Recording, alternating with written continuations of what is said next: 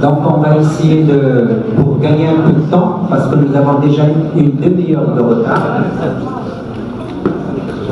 Et le programme donc, de ce soir, c'est qu'on va traiter donc, la médecine du sport sous tous ses aspects avec des intervenants, et compte tenu d'un contretemps pour le professeur Coudreuse, on va essayer de traiter un sujet qui est quand même intéressant, et on ne peut pas justement rater cette occasion de ne pas vraiment profiter donc de la présence de notre ami Dr Coudreuse, qui est un éminent spécialiste de l'appareil des oscilliques et qui est pour nous parler des grands principes d'utilisation et d'interprétation de cet appareil qui est quand même reconnu d'utilité primordiale au niveau de la pratique sportive sur tous ses aspects.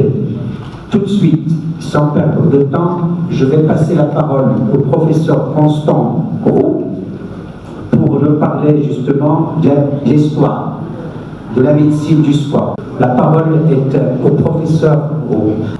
Moi-même, je suis Constant Roux, président de l'Union africaine de médecine du sport depuis 1982 à la création à Alger, on en parlera. Président de l'Association ivoirienne de médecine du sport depuis 1975, ex-membre de la commission médicale du CIO groupe des Jeux, ex-membre de la commission médicale de l'ACNOA du Conseil du sport en Afrique, membre de FMARC de FIFA, l'ex-président du comité scientifique de lutte contre le dopage de la CONFEGES qui est la conférence des ministres de la jeunesse et des sports des pays d'expression française, et actuellement président de l'ORAD, zone 2 et 3, qui regroupe 10 pays de l'Afrique de l'Ouest, et président du comité national de lutte anti-dopage et vice-président concernant l'Afrique de la FIMS, la Fédération internationale de médecine du sport. Alors, M. Biscard me l'a dit, et quand il parlait, je disais, tiens, il connaît bien la citation de Auguste Comte. C'est vrai. On ne connaît bien une science que lorsqu'on en connaît son histoire. Développement de la médecine du sport en Afrique francophone. L'histoire de la médecine du sport se confond avec celle de toute la médecine. Les Grecs connaissaient les vertus de l'exercice et des praticiens, soignaient des blessés aux Jeux Olympiques. Galien, médecin de l'empereur Marc Aurèle, longtemps attaché un gymnaste de Bergame, rappelait qu'Esculape, fils d'Apollon, ordonnait à ses malades d'aller à cheval et de s'exercer étant armés. Jean-Claude Tissot, chirurgien des armées napoléoniennes, auteur d'un livre remarquable sur l'utilité du mouvement ou des différents exercices du corps dans la cure des maladies, rappelle qu'il appartient aux médecins de diriger l'usage de tous les exercices et d'en faire une juste application. En définitive, la médecine du sport est d'autant plus préventive, la bonne médecine n'étant pas tant l'art des remèdes que celui d'apprendre à s'en passer. En fait, la médecine du sport, dans sa forme actuelle, est née du développement extraordinaire du sport dès la fin du XIXe siècle. Cette spécialité, vous le savez tous, fait appel à toutes les autres spécialités médicales. La médecine du sport est pluridisciplinaire.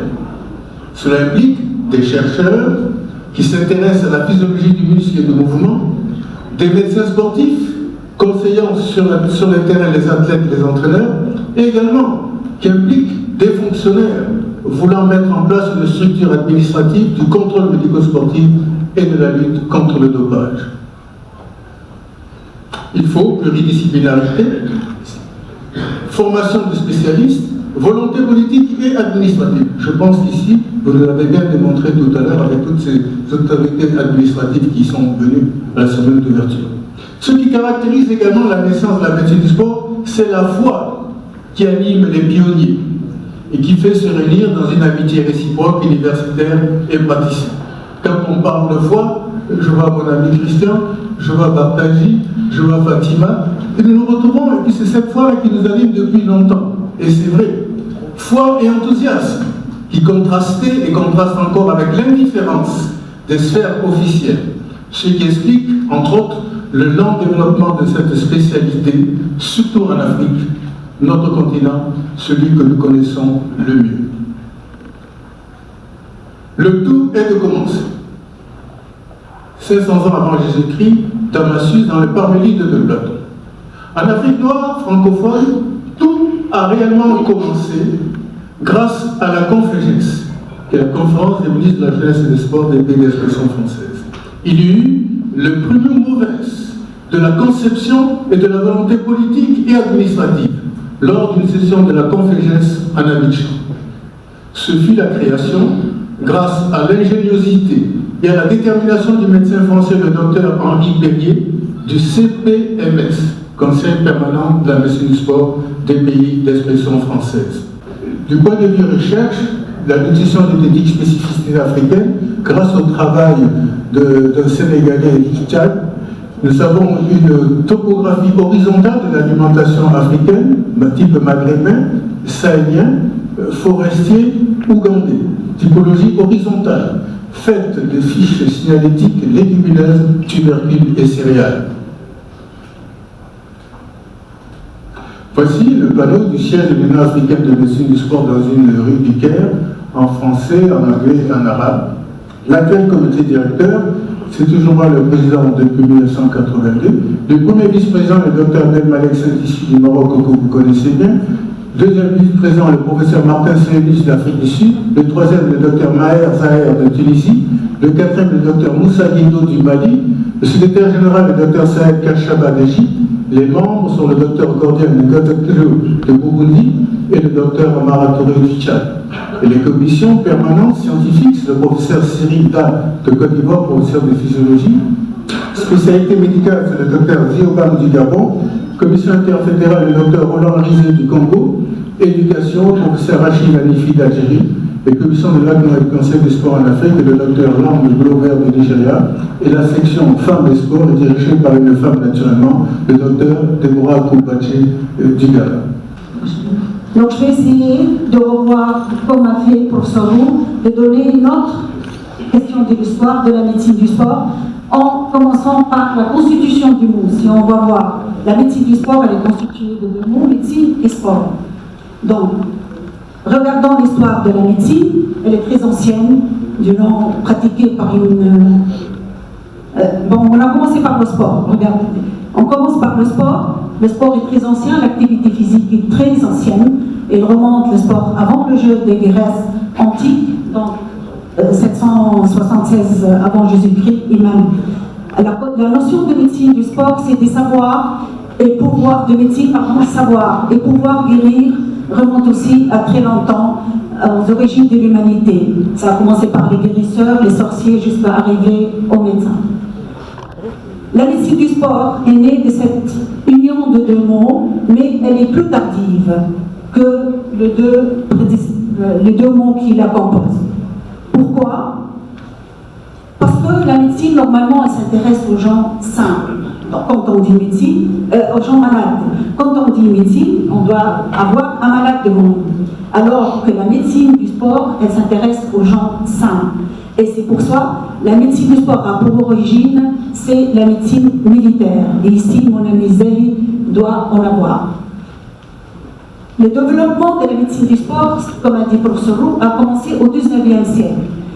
Par l'adjonction surtout des sciences du sport comme la physiologie, la biologie, et qui va donner une nouvelle conception et notion de la médecine du sport qui est née essentiellement au XIXe siècle. Au XXe siècle, la médecine du sport est devenue une référence dans le domaine de la médecine. Elle a commencé à être exigée au niveau des Jeux olympiques en 1924. C'est pour la première fois que des médecins accompagnaient les équipes. En 1945, il y a un encadrement médical régulier des différentes compétitions. Ça, c'est en général. En Tunisie, actuellement, la Tunisie, elle peut se prévaloir de son expérience en médecine du sport, du fait même que celle-ci remonte à plus de 40 ans. le professeur Roux a dit, c'était mon patron, le docteur Ali Bouzaïen, qui a lancé la première fois la médecine du sport centre. Mais, en effet, nous reprenons l'histoire, nous constatons que tout s'est fait à petits pas et que nous sommes passés par toutes les étapes. En 1965, comme l'origine de la médecine du sport, on a commencé par la médecine militaire. Chez nous, c'est toujours un médecin français, c'est Dr Léger, qui a lancé la première unité de médecine du sport chez les militaires. C'était le médecin des Gamoudi d'ailleurs. En 1967, et avec l'organisation des premiers Jeux méditerranéens en Tunisie, il y a eu création d'une unité nationale de médecine du sport au Palais des Sports de Manza, qui a été transformée par Dr Ali Bouzaïen en Centre national de la médecine du sport. Et la médecine du sport était cantonnée au centre. Quand on dit médecine du sport, c'est le Centre national de médecine du sport. En 1993, il y avait le premier texte qui régit la médecine du sport et porte organisation et modalité de fonctionnement du centre. Et en 1999, il y a un nouveau complexe qui est monté, c'est notre centre, qui est un centre de référence, c'est vrai, pour ceux qui l'ont visité. C'est là, parmi les premiers centres du bassin méditerranéen. En 2003, la vision de la médecine du sport elle a un peu changé. Des centres nationaux de médecine du sport, c'est devenu un centre national de médecine et des sciences du sport. On a ajouté les sciences. Et en 2005, il y a une nouvelle politique après l'organisation par la Tunisie de la conférence mondiale sur sport et santé de l'ONU. Donc il y a une réorganisation de la médecine du sport qui est devenue un phénomène sociétal. Donc on constate qu'il y a une évolution progressive à différents niveaux. D'une unité, on est passé au centre, et d'un centre, on est passé au complexe. D'un petit centre, on est passé à un grand centre. Donc avec toujours les bénéfices de temps de croissance. En même temps, il y a une création de 8 centres régionaux et une gradation d'exigence dans le temps, dans la balance médico-sportive. Il y a toute une agrégation de toutes les sciences du sport avec la médecine. Non, elle est toujours pluridisciplinaire, mais cette médecine du sport au centre était basée d'une médecine curative, puis préventive, puis prédictive. La médecine curative, je n'ai pas à vous la détailler, comme vous le savez, c'est le traitement, vu la fréquence des lésions pour les sportifs.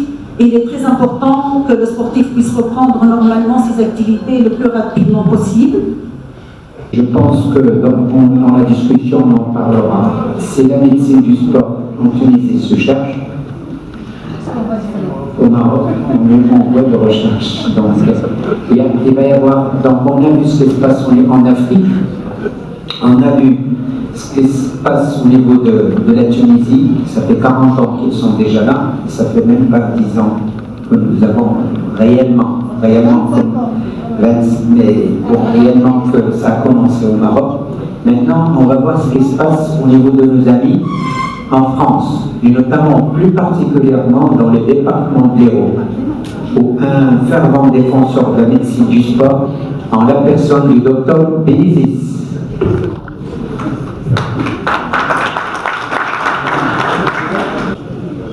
Chez nous, on n'est pas chauvin.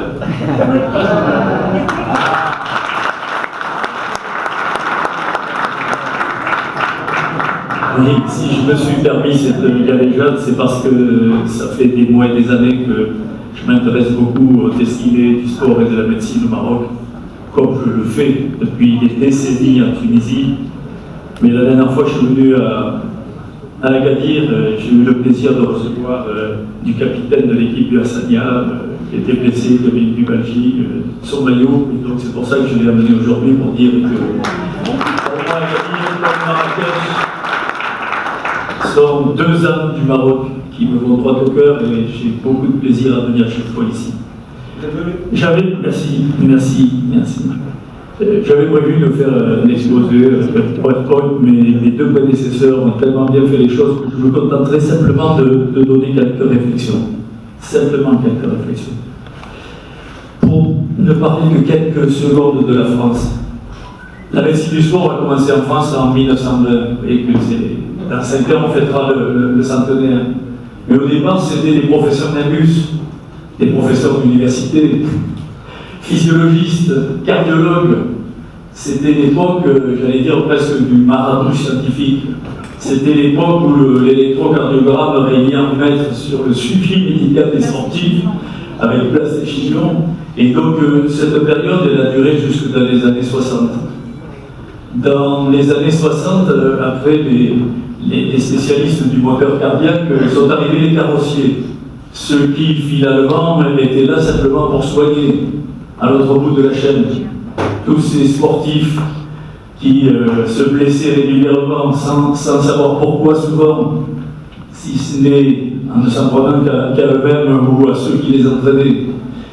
D'où le hiatus qu'il y avait à l'époque dans les différentes disciplines qui interviennent autour du sportif. Parce que l'élément clé, moi je souhaite qu'on y revienne dessus, l'élément clé c'est quand même le suivi du sportif.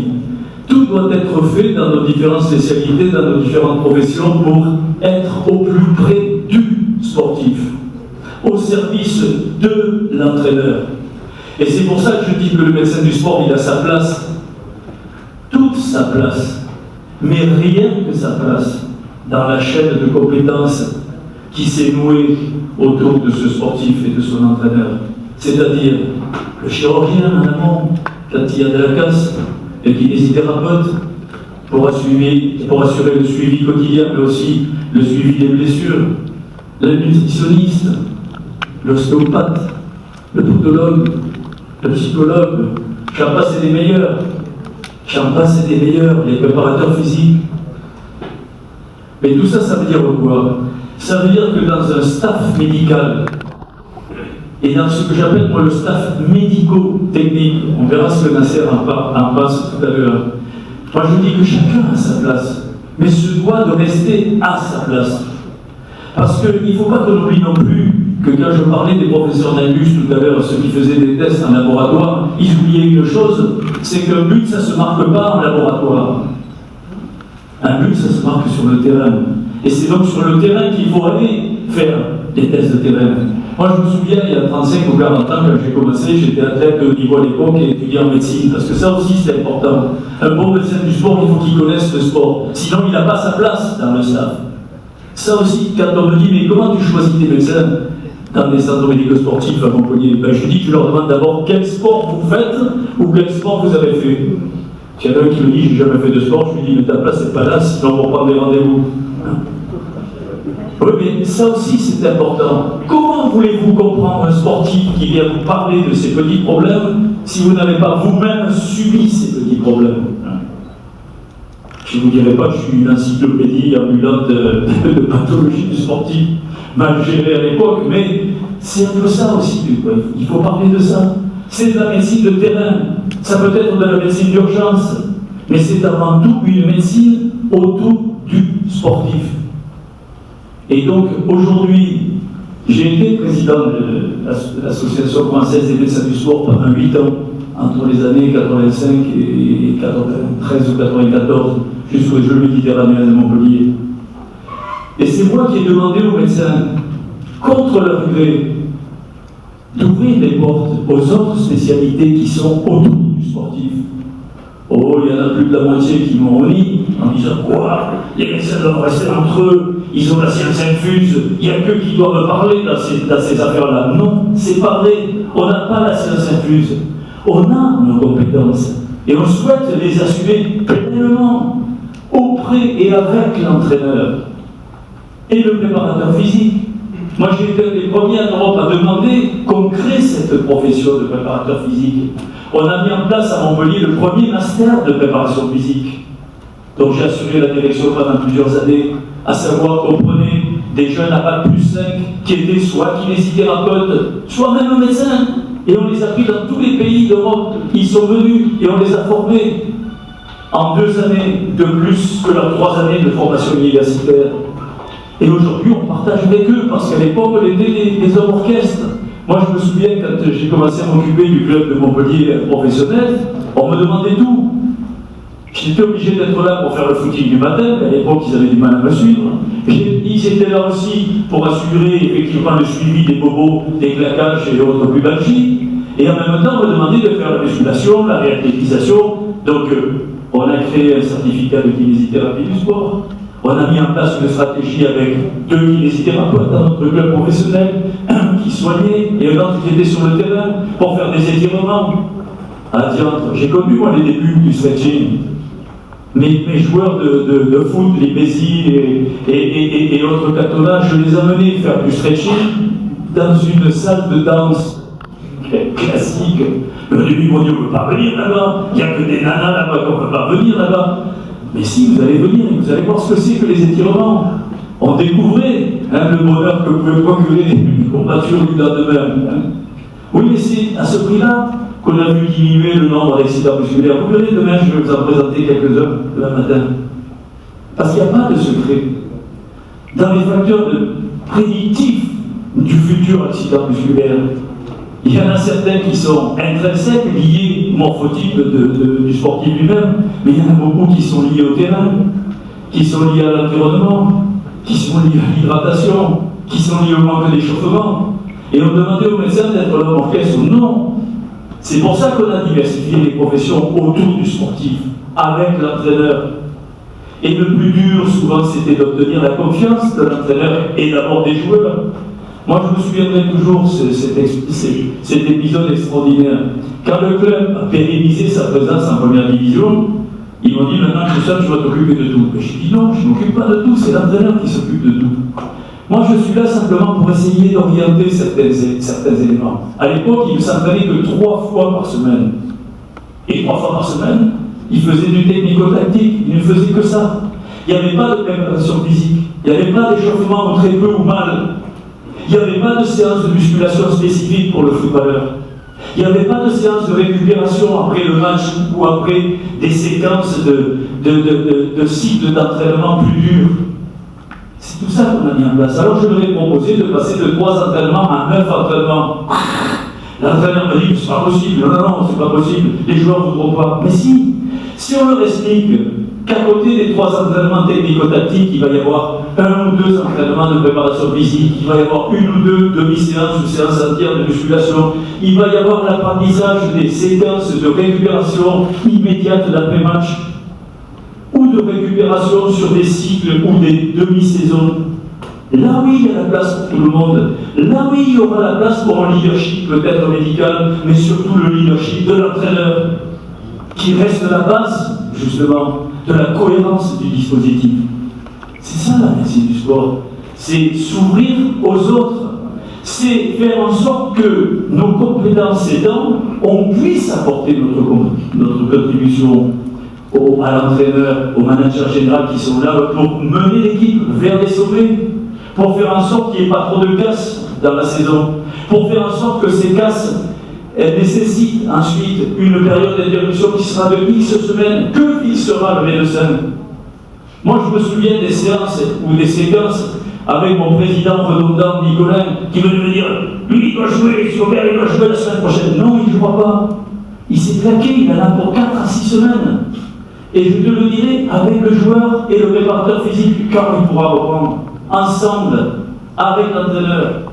C'est pas toi, président, qui va décider quand il va reprendre. Et la suite, avec certains entraîneurs, c'était pareil. Les entraîneurs disant, mais il doit reprendre la semaine prochaine, on a un match important. Non, tu vas le recasser. Il n'est pas encore en état de reprendre. C'est ça, le rôle fondamental de la médecine du sport. Donc après, bien sûr, tu l'as très bien présenté, tu as bien montré qu'il y avait dans la prévention sur le suivi des sportifs de haut niveau, il fallait mettre en place une stratégie avec l'entraîneur pour que ces joueurs qui pendant un mois et demi sont livrés à eux-mêmes hors du contexte de l'équipe et du staff, pour qu'ils puissent avoir un petit programme de maintien en condition physique. Ensuite, préparer avec le staff technique cette période critique qui va aller dans l'avant-saison vers les premiers matchs amicaux, puis le début du championnat. Et là aussi, on a notre rôle à jouer. Mais que notre rôle à jouer avec simplement notre place dans le dispositif. Et puis ensuite, bien sûr, il y a le suivi des lésions. Et donc on a mis en place, nous sur Montpellier, mes amis du Sous-Massadra et mon ami Israël le savent très bien, on a une structure extraordinaire, une des 2 ou 3 plus belles structures qu'il y a en Europe sur le suivi, par exemple, des ligaments classiques du genou. Quand on sait qu'en foot ou en rugby, on a énormément de ruptures de ligaments croisés. Et là, encore une fois, on est au centre du dispositif. Parce que là, on reprend nos droits. qui sont ceux de nos compétences et du suivi pour amener ce sportif d'abord à une période post-opératoire où il y aura une grosse part de rééducation, puis une période intermédiaire où on fera la part de la reprise d'activité physique légère pour aller tout doucement vers la réathlétisation. Et bien dans ce centre, du sport et du dopage, et qui est au ministère de la Jeunesse et des Sports, et qui est également une défenseuse donc, de la médecine du sport au Maroc. Dr Abouali. Merci, Monsieur le Président. Voilà. Je ne crois pas qu'il me reste beaucoup de choses à dire après les intervenants que vous précédez. La mission sera beaucoup plus difficile pour moi. Déjà, j'ai du mal à présenter devant des personnalités éminentes ici à la salle, justement. Concernant toute la médecine du sport, moi en tout cas je suis novice concernant la médecine du sport. Mais je vais essayer de vous mettre un peu sur en tout cas ce que j'ai pu récolter au niveau du ministère. Donc veuillez m'excuser concernant tout omis et veuillez rectifier toute imperfection de mon exposé. C'est pas très long, mais j'espère très bien que ça va répondre à vos attentes. D'accord? Donc là, normalement,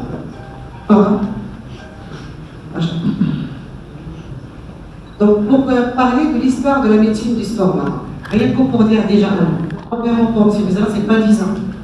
Je suis désolée, ça fait plus de 30 ans. C'est vrai que le malheur qu'on a, c'est qu'au niveau de la Tunisie, ils ont tout archivé. Ils ont vraiment des dates avec les gens qui ont fait, qui a fait quoi.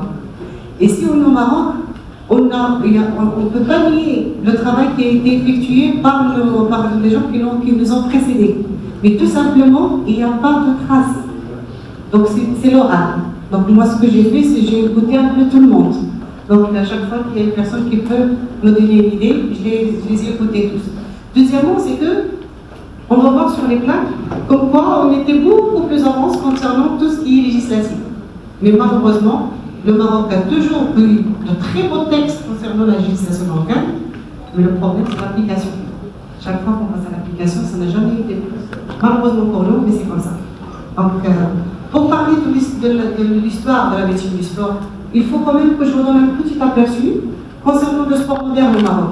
Le sport moderne au Maroc, il a commencé vers les années 1912-1940. La pratique du sport, il faut que peu de gens sachent ça, c'est que ça a été organisé sous la responsabilité d'un comité central des sports. On n'avait pas encore le comité national de la Ligue des sports, il y avait le comité central des sports siégeant à Casablanca. Et puis, il y avait des sous-comités locaux au niveau des différentes grandes villes marocaines. Et puis après, c'est vers les années 42-43 qu'il y a fait la création des ligues au Maroc, avec une augmentation du nombre des clubs, et de là, la création des fédérations marocaines. Donc, puis après, là, il y a l'organisation du jeu méditerranéen par le Maroc en 1983, qui a donné quand même, qui a constitué un autre tournant dans l'histoire du sport maroc, d'ailleurs dans toute nation. Là où il y a l'organisation d'un grand événement sportif, ça donne un coup de fouet pour la discipline. Et puis, une jeunesse qui retrouve le chemin de la gloire sur les scènes nationales et internationales, elle prend goût, elle est née avec les Jeux Olympiques de Los Angeles, avec les médailles olympiques de 1984, et surtout après la Coupe du Monde de foot du Mexique de 1986. C'est pour ça qu'on note cette date de 1986 qui est très très capitale. Là, normalement, c'est pour vous montrer, c'est sûr, ça je vous rappelle que l'association régionale de médecine du sport de Rabat-Salès-Mosée, de la ville de Rabat, elle a effectué en 2008 une enquête nationale. Et les résultats de l'enquête nationale, on essaie de les exploiter à chaque fois, parce qu'ils touchent un peu la médicalisation et l'encadrement médical des fédérations sportives marocaines. Et on a commencé par, là normalement c'est au début de l'introduction, c'est la création de nos fédérations marocaines. La majorité c'est au niveau des années 50, c'est entre 50 et 58, c'est avec l'indépendance. Donc la médecine du sport au Maroc, premièrement c'est pour déjà rebondir un peu sur la question, c'est que aucun ministère ne veut de la médecine du sport malheureusement. Donc c'est comme dit M. Ménézis, c'est comme aussi en Tunisie. Nous, normalement, nous, au Maroc, on est resté vraiment au début. Tout le monde était clair dès le début. Le ministère de la Jeunesse est là, la représentativité administrative, mais il n'a pas de personnel. Et au niveau de l'autre côté, le ministère de la Santé, Il y a le personnel, mais il n'y a pas de représentativité. Ça veut dire que le ministère de la Jeunesse et du Sport, il doit recruter les médecins d'un autre ministère pour qu'ils puissent travailler. Et personne ne veut, bien sûr, des charges en plus. Donc c'est pour ça qu'on se retrouve dans ce cercle-là et on n'arrive pas à s'en sortir. Donc la seule représentativité, c'est au niveau du ministère de la Jeunesse et du Sport. Et cette représentativité au niveau du ministère, elle est censée encadrer le sport de haut niveau. On se soucie peu du sport de base, c'est le sport de haut niveau. Mais avec même pour l'encadrement du sport de haut niveau, le personnel il reste vraiment insuffisant, très peu de personnel. Et pour moi, lorsque j'ai établi un peu l'histoire de la médecine du sport, j'ai pu la fractionner en 3 grandes phases. Donc si on veut dire la première phase, c'est avant 86, la date dont je vous ai parlé, c'est là où le sport marocain a pris quand même un grand élan. Et puis après, il y a une grande période, c'est entre 1986 et 2009. Pourquoi 2009? C'est parce que il y a la nouvelle loi du sport et de l'éducation physique, qui a été, c'est le texte de loi 3009, qui a été adopté en 2009. Et puis, il y a la 3e phase, c'est après 2009. Ça veut dire, après ces textes de loi, qu'est-ce qui a changé? Je ne crois pas que c'est grand-chose. Mais on va voir. Et je passe la parole tout de suite au docteur Zahi pour me parler d'un volet important, la formation.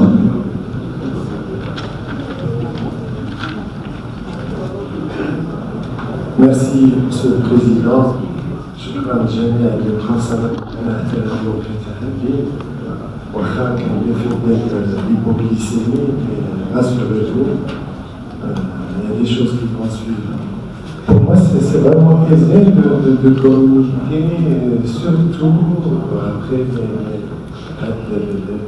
les communications de mes prédécesseurs, mais bon, je les appelle tout ce qui est côté histoire, historique et tout ça, et puis je vais parler réalité du terrain, pour vous parler un petit peu de l'enseignement de la médecine du sport au Maroc. C'est une question qui a été posée à plusieurs reprises, un peu partout, dans toutes les instances. Chaque fois qu'il s'agit d'être à la page, de dire voilà, nous on va se comparer à l'Afrique, on va se comparer au Maghreb, on va se comparer à l'Europe, aux compétitions nationales, continentales, intercontinentales, et je me dis on a préparé la détermination, on a la médecine du sport, et alors on s'est intéressé, on s'est dit bon, puisque il faut passer par ce côté-là. On s'est posé un certain nombre de questions. Des préjudiciables. C'est-à-dire que quand on veut parler de l'enseignement de la médecine, l'enseignement de la médecine du sport au Maroc, j'avais moi-même posé la question à notre maître professeur Sbehi il y a une quinzaine d'années, et il n'a pas voulu me répondre, il a dit qu'il laisse tomber parce que c'est très difficile comme chantier.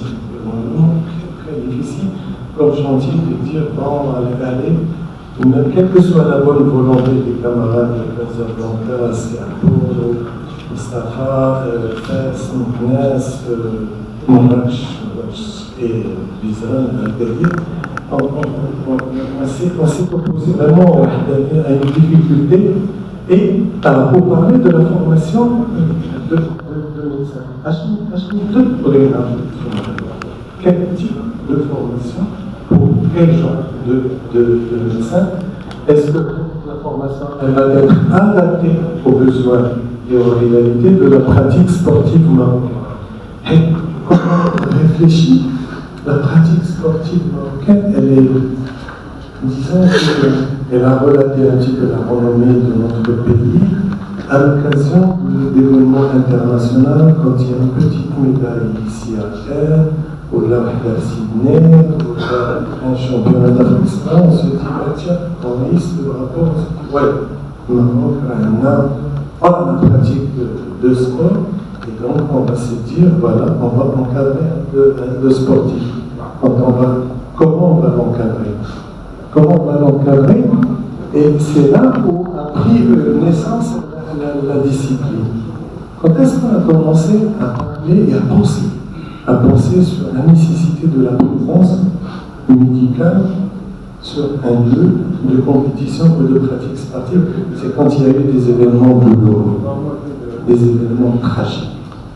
Alors en plus, les médias tunisiens, ils te passent un match télévisé en live qui rêve un classico de Casablanca et tout, 40 000 spectateurs, et te filment avec une mort subite en direct, en live.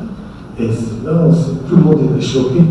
Il y a l'image qui a choqué les gens. On se dit, voilà comment ça se fait dans un beau terrain, une belle compétition, de grandes équipes sportives et tout.